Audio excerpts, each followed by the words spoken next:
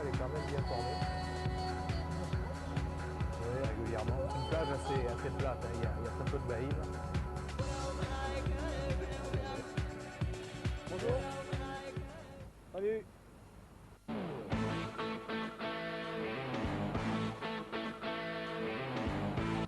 Bonjour, aujourd'hui nous vous emmenons à la pêche en surfcasting.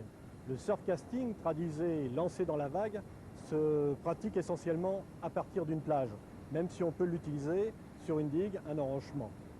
Si la technique n'est pas très compliquée, il suffit simplement d'envoyer un appât le plus loin possible et d'attendre que le poisson vienne s'en saisir. La réussite passe tout de même par un matériel adéquat et des montages sensibles. Démonstration, explication avec l'un des meilleurs spécialistes de la discipline en France, Denis Borizard, qui sera cette fois-ci accompagné de Claude Bénard.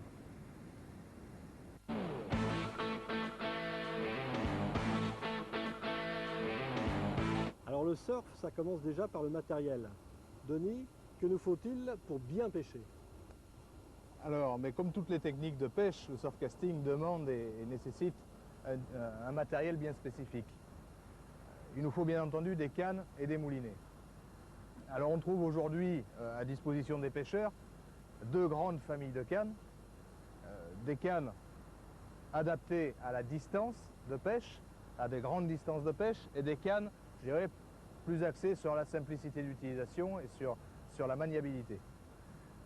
Donc si on regarde ces deux grandes familles de cannes, en décrivant chacune d'elles, on s'aperçoit ici pour celle-ci que c'est une canne en 3 éléments, en emmanchement, qui existe généralement dans des longueurs de 4,20 m à 5 m pour les plus grandes. On a donc ici une canne classique, traditionnelle. On voit ici que la canne est souple, c'est donc une canne adaptée au lancer par-dessus la tête. On a sur cette canne un moulinet dit à tambour fixe, qui est également un moulinet très simple d'utilisation et qui permettra aux pêcheurs, je dirais débutants, de rapidement ressentir des sensations, rapidement être efficace en pêche. Alors ça représente le matériel du débutant. Disons que c'est le matériel, oui, effectivement, vers lequel le débutant doit se tourner au départ pour apprendre à pêcher réellement. Par la suite, on trouve un autre type de canne qui se différencie d'une part par la longueur. Ce sont des cannes plus courtes. Les cannes à répartition mesurent effectivement généralement 3,90 m, voire 4 m pour les plus grandes. Elles sont en 2 brins, 2 éléments, au lieu de 3 pour les précédentes.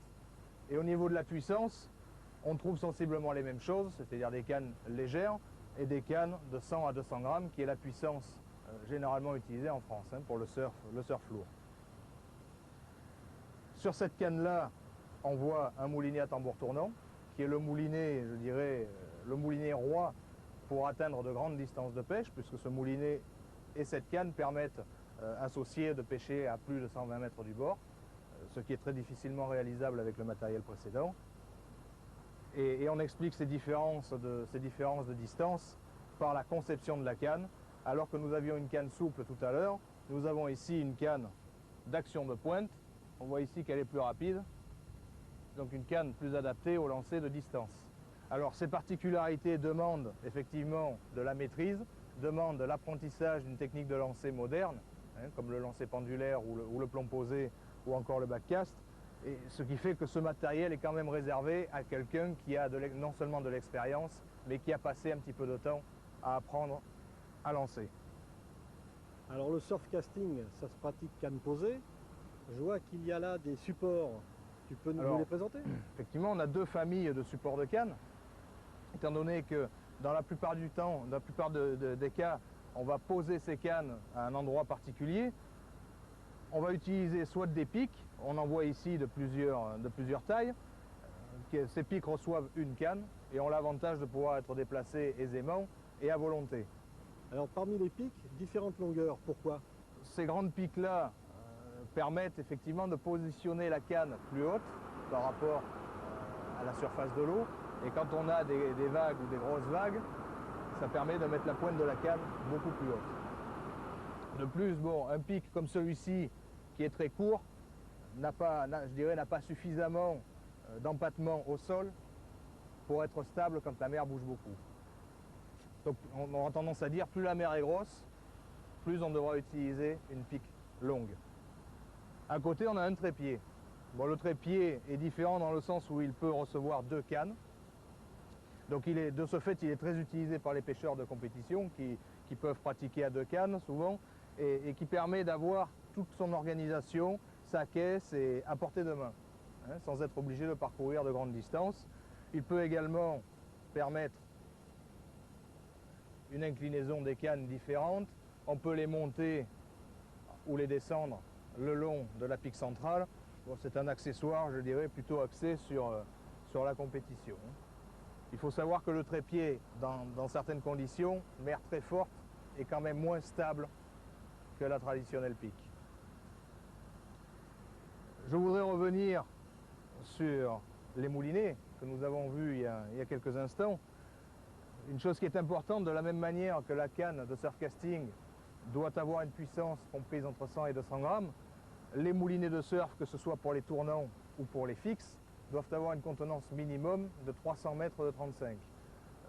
Cette contenance est nécessaire parce que dans la plupart des cas, on a besoin non seulement de pouvoir lancer les plombs assez loin du bord et de garder une certaine réserve de nylon dans la mesure où il y a un gros poisson, hein, certains poissons pouvant sortir plusieurs dizaines de mètres de fil. Alors le 35 centièmes est le montage de base des moulinets. La base, le nylon basique, oui, effectivement, c'est le 35 centièmes. Après, en fonction des conditions de pêche, si la mer est très forte, on pourra mettre du 40 pour utiliser des poids lourds, ou à l'inverse, par mer plate, pour des pêches fines, on va descendre de manière à pouvoir compenser la baisse des plombs utilisés. Tout cela représente donc le matériel de base. Tout à fait. Le matériel basique, le matériel indispensable pour pouvoir commencer à pêcher, pour pouvoir se présenter sur une plage. Il y a donc après les accessoires et les montages. C'est la deuxième étape, hein, c'est la construction des montages, c'est l'échage des appâts et le positionnement des cannes. Et puis nous verrons tout à l'heure, nous espérons que tout ça mis bout à bout permet de faire effectivement du poisson en surfcasting. Si tu le veux bien, je te demande de me suivre, on va aller faire ces montages. Sans problème. Ouais.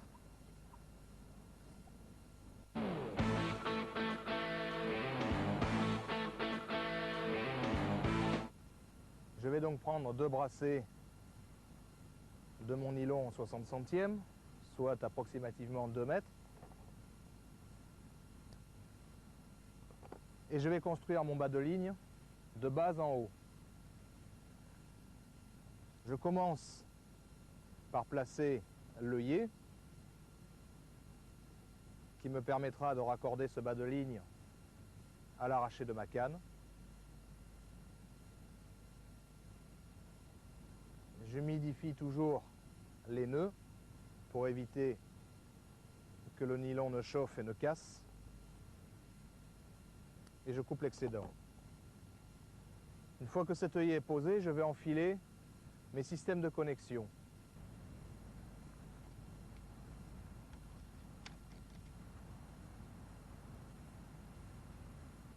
Comme je dois monter un bas de ligne avec 2 empiles, je renouvelle l'opération une seconde fois avec une sleeve, une perle, un émerillon,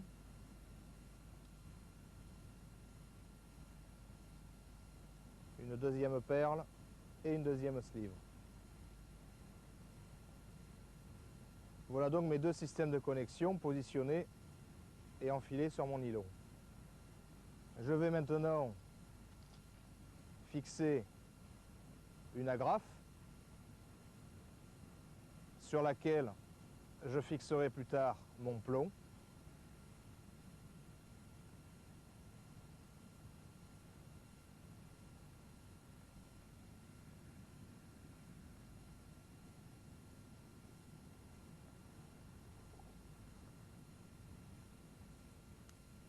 Il ne me reste plus qu'à positionner de manière définitive mes systèmes de connexion.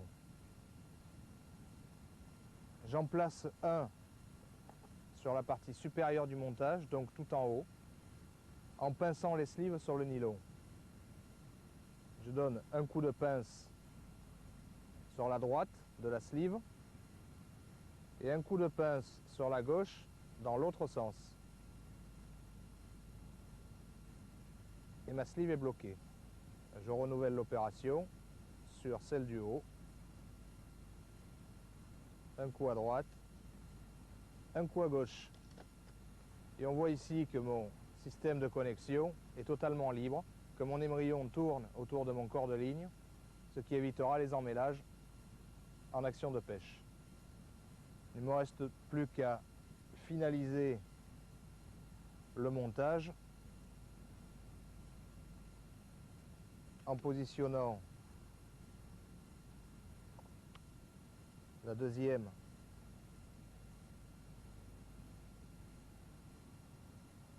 partie. Je pince mes sleeves.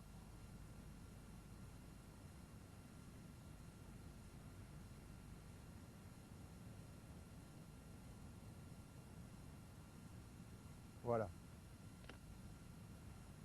La dernière étape consiste à fixer les empiles sur l'âme de ce montage. Je vais donc faire intervenir des hameçons que j'ai préalablement montés, ce qui évite toujours en action de pêche de perdre du temps inutilement. Et je fixe ces empiles sur chacun des émerillons. La première,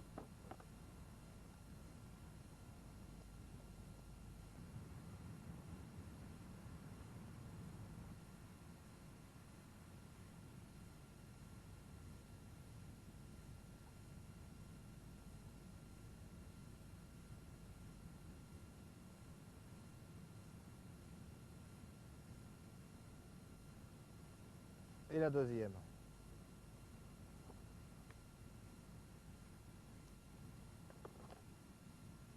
On voit donc ici l'empile solidarisé sur le corps de ligne par mon système de connexion et qui est totalement libre de tourner autour.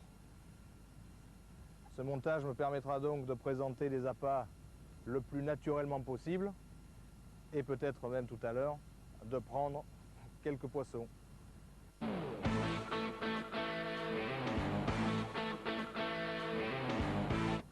Alors nous venons de voir qu'il est possible de faire ces montages soi-même. Et des montages, il y en a des dizaines et des dizaines. Parmi ceux-là, 3 classiques, ceux qui ont fait leurs preuves. Denis, tu vas nous les présenter? Oui, alors effectivement, on a ici un échantillonnage des montages les plus courants et les plus efficaces. On distingue 2 types de montages sur ces 3, les montages de fond et les montages qui permettent de présenter les appâts entre 2 eaux. Alors, qu'est-ce qui les différencie? Dans quelles conditions on les utilise? Les montages qui présentent les appâts entre 2 eaux sont principalement utilisés par mer agitée, tandis que les montages de fond, comme les traînards, sont destinés aux mers calmes, parce que le poisson a plutôt tendance à se nourrir sur le fond. Le premier que tu as fabriqué alors? Alors ça, c'est le montage 2 empiles. C'est un montage qui permet de présenter donc 2 appâts, soit différents, soit les mêmes, à 2 étages différents, à 2 niveaux différents. On en a un là-haut. On en a un en haut. Un autre à peu près à mi-distance jusqu'au plomb. Tout à fait. Et le plomb.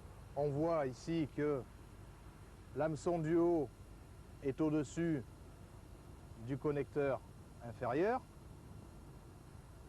et que l'hameçon descend jusqu'au plomb.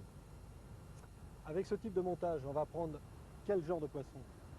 On va prendre essentiellement des poissons chasseurs, des poissons qui circulent entre 2 eaux, donc je dirais principalement du bar ou du loup pour les méditerranéens. On pourra également prendre en fonction de la pente de la plage, c'est-à-dire de la profondeur, des poissons plats, parce que dans des endroits qui sont peu profonds, le montage aura tendance à être quand même très incliné et à faire reposer les hameçons ou circuler les hameçons au ras du fond. Donc c'est un montage polyvalent qui permet de prendre des poissons chasseurs ou des poissons de fond ou des sparidés également dans certains cas comme les sards ou les dorades. Un petit mot aussi sur le plomb, il en existe de différentes sortes également. Celui-là, ça c'est un plomb bombe, ce qu'on appelle un plomb bombe. C'est un plomb sans grappin qui est quand même destiné à des mers plutôt calmes, puisqu'il n'a aucun système d'accrochage sur le fond. C'est un plomb qu'on peut utiliser pour chercher la distance, parce qu'il va loin, il est très aérodynamique. On peut s'en servir également pour le laisser dériver dans le courant. C'est un plomb classique. Le second montage? Le second montage, c'est un montage de fond, ce que j'ai appelé tout à l'heure le traînard, puisque l'hameçon va traîner sur le fond.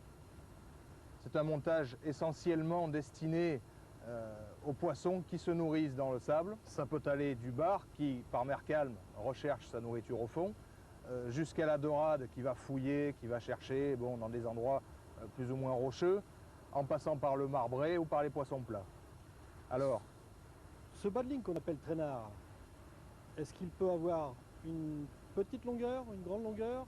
Il faut toujours rechercher, contrairement au montage à potence, donc au montage à empile, qui sont difficiles à manier dans la mesure où l'agitation des vagues peut occasionner des nœuds et des emmêlages.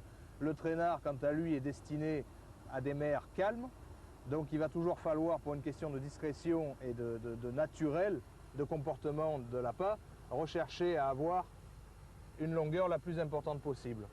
Alors je dirais que le minimum doit être entre 50 et 80 cm, vraiment le minimum. Et on peut aller sur des traînards de 2 voire 3 mètres dans certains cas où le poisson est très difficile. Là, le plomb? Le plomb, c'est ce qu'on appelle une châtaigne, ou un plomb étoile. La particularité du plomb châtaigne, c'est que c'est un plomb qui s'adapte particulièrement bien aux pêches je dirais, du sud-ouest, où le sable est assez fin, oui, un sable qui absorbe. Ce plomb-là va s'ensabler sur le fond et il ne sortira pas. Alors, c'est un compromis entre le précédent plomb que nous avons vu et le plomb à grappin, puisque c'est un plomb qui a tendance à dériver un tout petit peu, mais qui garde une bonne stabilité sur le fond. Par contre, on perd en distance, vu sa forme, ce n'est pas un plomb qui permet d'aller très très loin. Le troisième montage classique, qui est déjà plus sophistiqué, non? Alors, effectivement, il est plus sophistiqué. Pourquoi? Parce que là, on a cherché à concevoir un montage de distance qui permette de pêcher loin. C'est pour ça qu'il est sur la canne à répartition. Alors, ce montage diffère du premier que nous avons vu par le fait qu'il n'y a qu'une seule empile, très longue. Donc une empile qui va permettre de donner aux appâts une mobilité maximum. C'est un montage qui possède un accroche-appât. L'accroche-appât permet d'éviter que l'appât ne fasse le drapeau derrière, c'est-à-dire qu'il ne freine le montage, étant donné qu'il va être positionné juste derrière le plomb et qui va profiter de l'aspiration. Ensuite, on distingue ici un sequin et une perle. Le sequin, c'est la petite pastille. C'est la petite pastille en plastique que l'on voit ici et qui va permettre de bloquer l'appât en haut. Ça évitera que celui-ci, lors du lancer, étant donné que l'appât est juste derrière le plomb, ça évitera que votre appât ne remonte le long de la ligne. C'est donc un montage typique pour la longue distance, qui est utilisable, je dirais, dans à peu près toutes les conditions de pêche. Par contre, il faudra allonger ou réduire la longueur de l'empile en fonction de l'état de la mer. Un petit mot sur le plomb. Ça, c'est le plomb classique, traditionnel du pêcheur en surf, ce qu'on appelle le plomb grappin.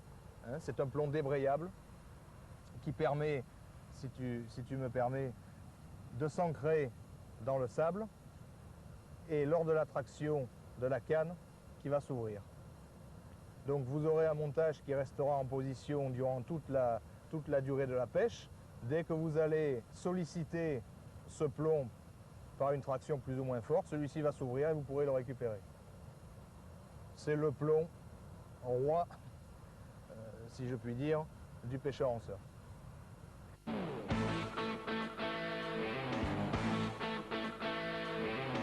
Et on va commencer par écher la sardine. Alors pour les pêches qui nous intéressent aujourd'hui, on ne va pas écher la sardine complètement, on va se contenter d'en prélever le filet et de le monter sur l'hameçon. Pour enlever ce filet, on prend derrière la tête et avec un couteau on suit jusqu'à la base de la queue, très simplement. J'écarte donc le résidu. Je vais refendre mon filet du côté chair par le centre et je pique mon hameçon sur le côté extérieur au centre de la partie la plus large du filet. Et je replie ce filet autour du nylon. Comme un sandwich. Comme un sandwich, exactement. Après, je vais utiliser quelque chose qui est indispensable, c'est le fil élastique. Le fil élastique est un élastique très fin, inodore, incolore, qui va nous permettre de fixer solidement tous les appâts fragiles sur les hameçons. Je reprends donc mon sandwich, comme tu dis si justement, et je vais refermer celui-ci à l'aide du fil élastique. Je monte en haut et je refais chemin inverse jusqu'en bas, en veillant bien à ne pas couvrir la pointe de l'hameçon. On finit par une fausse boucle et voilà le filet de sardine correctement éché. Important, la pointe de l'hameçon dépasse. La pointe de l'hameçon doit être bien entendu bien dégagée du filet, de manière à ce que le poisson puisse se piquer, parce que la bouchée est quand même conséquente. Alors, ce type d'appât peut intéresser tous les carnassiers, le loup, le congre, quelquefois le sard, qui s'y laisse tenter, la plupart des poissons chasseurs. Voilà. Deuxième sorte d'appât. Tout à fait. On va donc prendre le deuxième hameçon. Je vais écher maintenant l'appât le plus commun et le plus connu des pêcheurs en mer, la demi-dure ou la gravette rouge. C'est l'un des appâts de base. C'est l'un des appâts de base, oui. C'est celui qui coûte le moins cher, qui peut se ramasser aussi également très facilement. Donc là, contrairement à d'autres vers, je vais en mettre plusieurs. L'intérêt de la gravette rouge, c'est de créer une bouchée conséquente. N'oublions pas que nous sommes en mer et qu'il faut attirer le poisson. Donc, je vais écher plusieurs vers les uns derrière les autres. Alors on pique par la bouche, on fait remonter sur à peu près un tiers de la longueur du verre et on fait ressortir la pointe. Il ne reste plus qu'à faire repasser le verre au-dessus de l'hameçon et on va en piquer comme ça 5 ou 6. Voilà. Là, tu les enfiles, tu les mets pas en grappe. Je les mets en grappe, justement. Tu vas voir par la suite. Je ne les enfile pas intégralement, comme on pourrait également le faire, à l'aide d'une aiguille. Je les mets à la queue leu-leu, c'est le cas de le dire. Et le dernier, je descends la pointe un peu plus bas, de manière à couvrir toute la rampe de l'hameçon. Ce qui fait que quand mes vers sont finis d'écher, on a effectivement une grappe très attractive pour le poisson. Et ça peut prendre absolument toutes les espèces de poissons que l'on trouve chez nous. Troisième sorte d'appât. Alors, troisième sorte d'appât, les coquillages. Les poissons sont même très friands, et notamment tout ce qui est sparidé, et puis occasionnellement le bar également, qui se laisse tenter. Donc, je le mets sur un hameçon du bas. On va le mettre sur un traînard.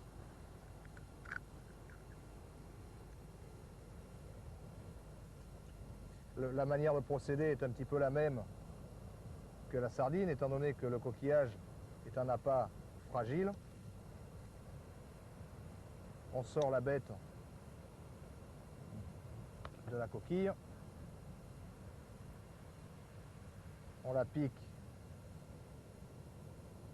plusieurs fois sur l'hameçon en effectuant un demi-tour à chaque fois. Et on prend le fil élastique pour l'assurer solidement sur l'hameçon. Une belle bouchée, quoi. Il faut toujours faire de belles bouchées. Le poisson a ce qu'il faut pour se nourrir sous l'eau. Donc si on ne lui donne pas l'équivalent, voilà. Et enfin, notre quatrième appât de base. Le quatrième appât de base, c'est toujours un verre, mais qui va se préparer différemment du précédent que nous avons vu. Étant donné que nous allons utiliser une aiguille pour le présenter sur l'hameçon, et qu'on ne va mettre qu'un seul verre sur l'hameçon. Alors j'utilise pour ça une aiguille à écher. On prend toujours le verre par la bouche, on le fait remonter sur l'aiguille, comme ceci. Et il n'y a plus qu'à piquer la pointe de l'hameçon dans l'aiguille, qui est creuse, et à faire remonter le verre tout naturellement sur le montage. Les poissons qu'on en prend avec? Dorade, marbré, sard, bar, enfin, tout un tas d'espèces. Il existe bien d'autres vers comme le ver américain ou le dur de Corée qui sont des vers aussi efficaces et qui vont s'adresser aussi à bon nombre de poissons. Voilà donc les 4 appâts que l'on utilise majoritairement sur nos côtes. Je pense que maintenant il ne reste plus qu'à faire une chose, c'est aller les mettre dans l'eau. Sans problème. Ouais.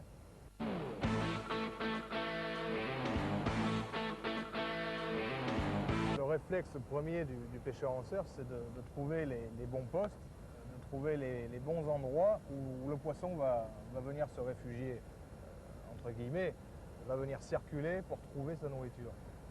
Alors ces postes, ça peut être des trous, ça peut être des tombants de bancs de sable, ça peut être des couloirs, ça peut être tout un tas d'éléments naturels qui vont véhiculer de la nourriture. Et nous nous sommes justement mis sur un de ces postes. Comment est-ce qu'on a fait pour le reconnaître? Mais tout simplement en regardant, en scrutant la surface de l'eau et en étudiant les vagues. C'est-à-dire? C'est-à-dire que la lecture de ces vagues va nous permettre de déterminer les zones plus profondes que les autres.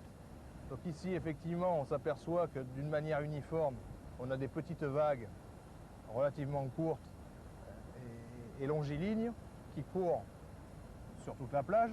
Et devant nous, on voit une zone qui se dessine clairement, où les vagues, en arrivant, s'écrasent jusqu'à disparaître totalement. On voit également la surface de l'eau qui bouge latéralement, et on voit sur notre gauche une zone assez vaste où il n'y a quasiment pas de vagues. Donc cette zone-là est profonde. On voit se dessiner un courant qui rentre par la droite, qui vient tourner dans le trou et qui vient s'échapper au large. Cette zone-là est intéressante pour le poisson parce que toute la nourriture va y aboutir et il va trouver sans aucun problème tout ce qu'il recherche. Donc l'intérêt en surfcasting de la lecture, c'est d'effectivement trouver les bons postes. Il faut savoir que si vous êtes 20 mètres à gauche ou 20 mètres à droite d'un poste intéressant, vous pouvez tout à fait faire un carreau monumental. Donc le choix du poste et le positionnement du matériel est très important. C'est-à-dire que quand il y a des vagues, c'est au fond, on n'y pêche pas, Oui. et on pêche entre ces vagues qui arrivent. On pêche dans les zones qui sont plus profondes parce qu'automatiquement la nourriture qui est au fond va être véhiculée dans ces zones profondes et va s'y accumuler.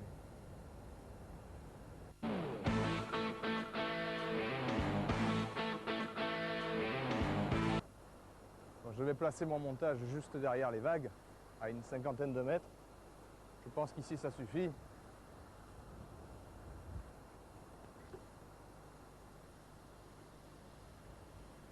Voilà. Je laisse tendre le fil.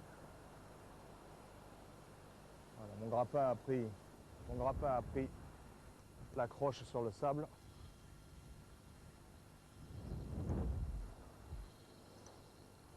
Il ne reste plus qu'à attendre.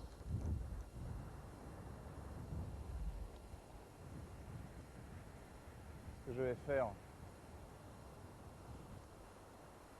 maintenant, je vais ramener ma canne. Et on va en profiter pour jeter un œil sur ce qu'il faut faire pour récupérer sa ligne. La récupération d'une ligne de surf ne se fait jamais en force. Il faut toujours penser qu'on a au bout un grappin qui souvent pèse assez lourd, plus de 120 grammes, qu'on a des bas de ligne qui sont montés dire relativement fin, et qu'une belle pièce ne peut pas se ramener en force. On risque de casser, si le plomb s'accroche encore au fond, on a une fois de plus des risques de casse, donc on procède à ce que l'on appelle le pompage, c'est-à-dire que comme vous le voyez ici, je tire sur ma canne, je la baisse en ramenant et je pompe. Je ramène en baissant et je pompe. Et comme ceci tout au long de la récupération. Dès que le poisson va vouloir prendre de la ligne, dans ce cas, le frein doit libérer le fil. C'est-à-dire que vous allez opposer votre récupération au départ du poisson, mais que vous n'aurez aucun risque étant donné que le frein du moulinet va libérer la ligne lorsque les deux oppositions s'exercent. Il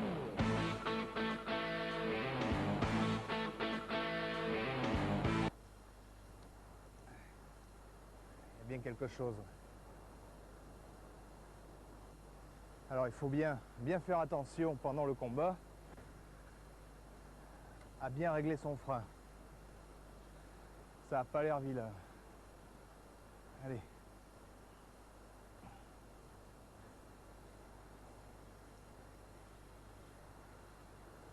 Dans la mesure du possible, c'est toujours plus sécurisant d'avancer vers le poisson au maximum.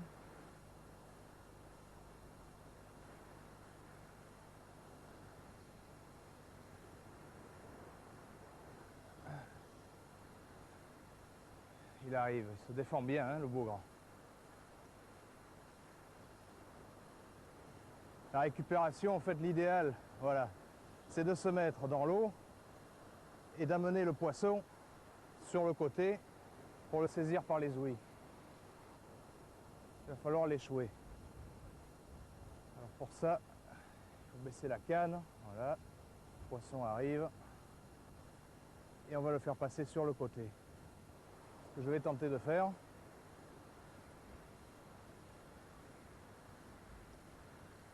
allez viens, voilà, il arrive, on le voit en surface.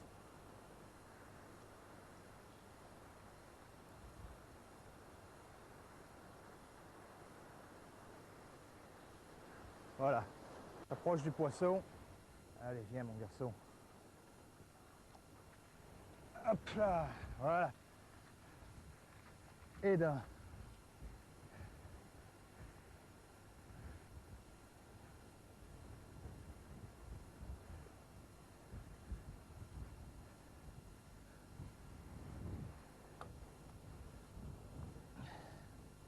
Ce que nous venons de dire est très important. Effectivement, le réglage du frein est votre seule assurance et votre seule sécurité face à un gros poisson. Un bar de 2 kg n'est pas un exceptionnel combattant. Par contre, si un jour vous avez la chance et le bonheur de capturer un maigre ou un très gros congre ou une très grosse raie, ce sont quant à eux des poissons extrêmement combatifs qui font souffrir la ligne.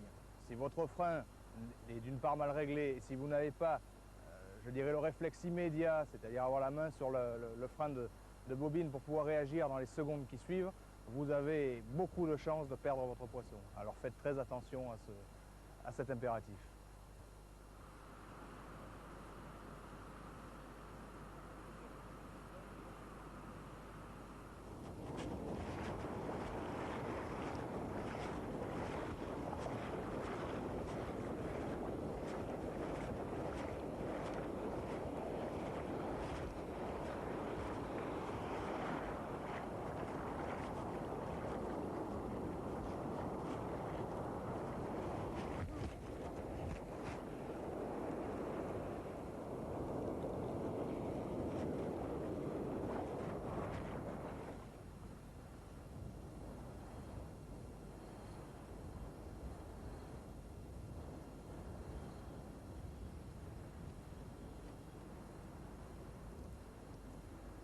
Alors Denis, maintenant on a lancé, je suppose que la position de la canne et la tension du fil sont extrêmement importants.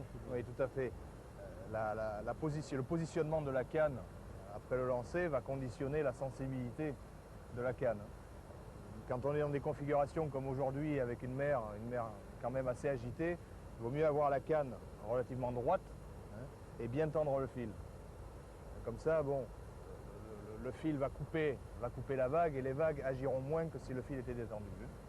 Par contre, quand on a une mer plate, calme, on prend plutôt l'option d'incliner la canne beaucoup plus, de rapprocher la pointe du sol afin d'améliorer la sensibilité. Et dans ce cas-là également, quand on est sur des pêches fines et des poissons difficiles, il vaut mieux détendre le fil.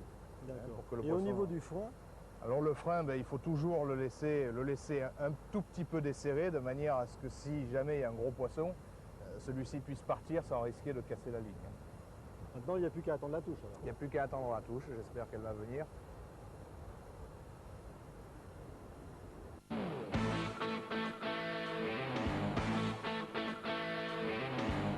Bien, tu vois, les vagues sont bien. Ah, Denis, une touche, tiens, non? tu vois. Voilà. Ah ouais. Voilà. Qu'est-ce que c'est pour toi, là? Bon, des vagues comme ça, il n'a pas que je bouge, je pense que c'est un bar. Ah ouais, il y a bien quelque chose. C'est pas très gros. Ouais, j'avais jeté juste derrière la vague qui se forme. Ah ouais. Rien, un petit bar. Bon alors Denis, Écoute, ce poisson est vraiment assez petit quand même. On va lui laisser là. On va aller le relâcher. Hein. Voilà. Ouais. Tu le reprendras quand il sera plus gros? Ouais, tout à fait. Voilà. Pas de problème.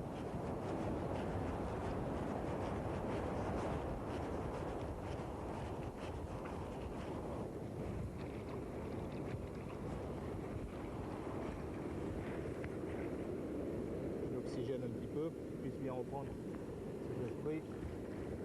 Allez garçons. C'est important de remettre les poissons qui ne font pas la maille? C'est pas important, c'est capital. Je veux dire, aujourd'hui où la plupart des pêcheurs se plaignent qu'il y a de moins en moins de poissons, je pense que bon, des poissons de cette taille qui sont des poissons très jeunes, hein, puisqu'un bar de cette taille a à peine un peu plus de 2 ans, il y a assez de poissons dans l'eau pour pouvoir se permettre de les remettre à l'eau. La taille minimum pour prendre un bar? 36 cm. 36 cm. C'est déjà pas beaucoup. C'est pas très très gros. Bon, c'est alors... pas très gros. C'est un poisson qui n'a pas frayé, il faut le savoir. Hein, les poissons qui ont frayé ont généralement plus de 40 cm. On va essayer d'en prendre un autre? On va en prendre un plus gros. Allez, on y va.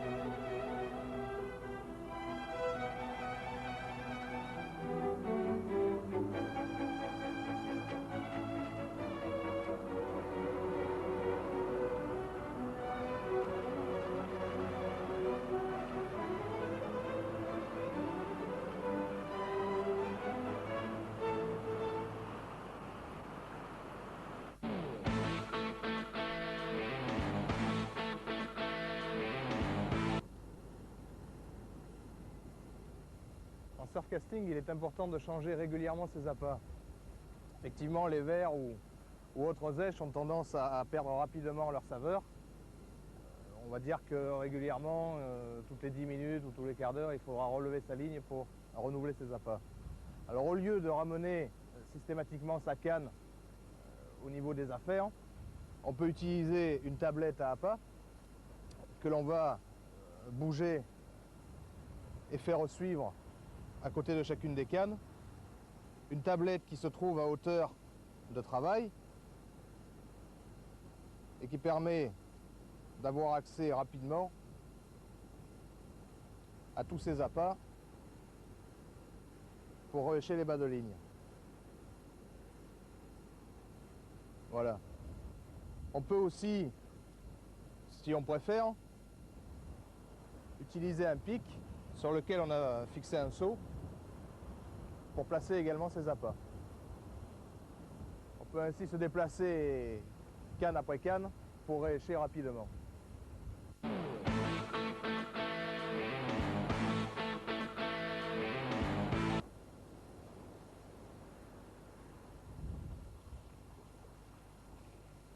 Successivement, après plusieurs lancers, il arrive que les cannes de surf, que les emmanchements pivotent. On voit ici que mes anneaux ne sont plus alignés. Et donc conseiller régulièrement de venir vérifier ces emmanchements de manière à réaligner les anneaux au plus juste et à réassurer les emmanchements. On évitera ainsi de casser la canne.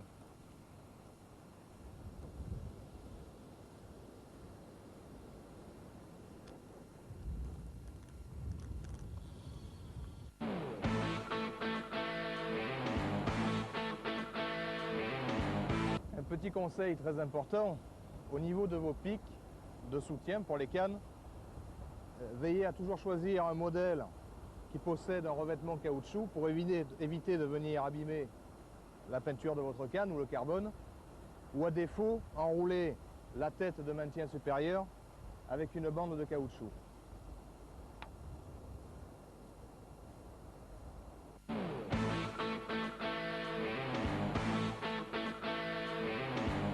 Dans certains types de mers, lorsque l'eau est sale, salie par le sable remué depuis un certain temps, on peut avoir recours à des perles, généralement phosphorescentes, qui permettent d'attirer le poisson de plus loin. Ça donne un signal visuel et un attrait visuel supérieur qui viendra s'ajouter à l'attrait gustatif des appâts qu'on mettra au bout des hameçons.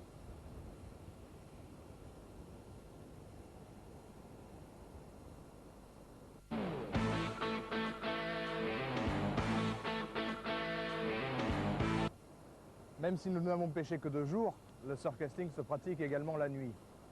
En effet, dès que le jour s'estompe, dès que la luminosité descend, le poisson a tendance généralement à se rapprocher du bord.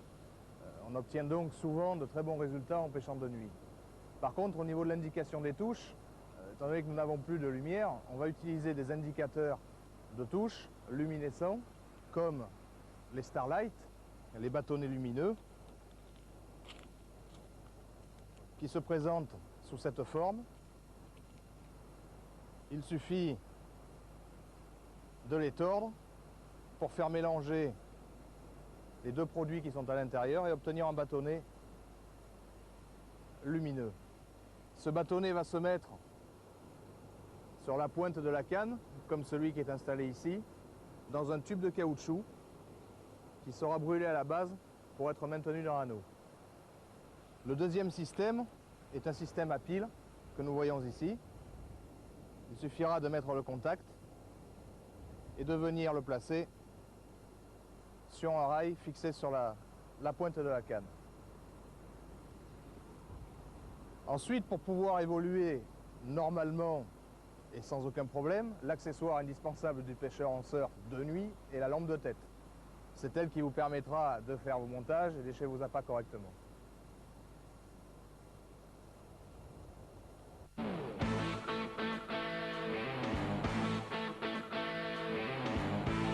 Les cannes de surfcasting sont généralement très puissantes.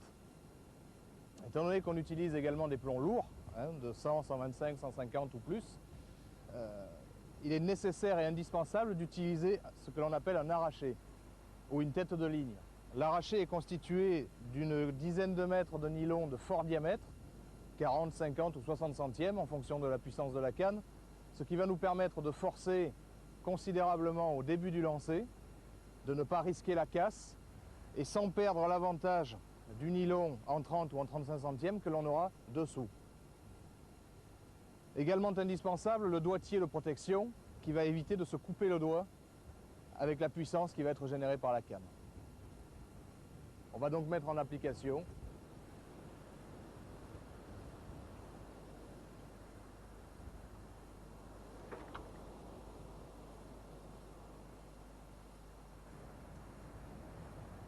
Alors vous savez tout ou à peu près sur le surfcasting, à vous maintenant d'en faire bon usage. Denis, je te remercie pour tous les renseignements que tu nous as donnés. C'était avec grand plaisir, puis je vous remercie aussi pour cet agréable week-end. On va peut-être aller nettoyer les poissons, Oui, on va enlever le sable. et puis je te propose après d'aller les déguster ensemble. Ça c'est un plaisir qui ne se refuse pas.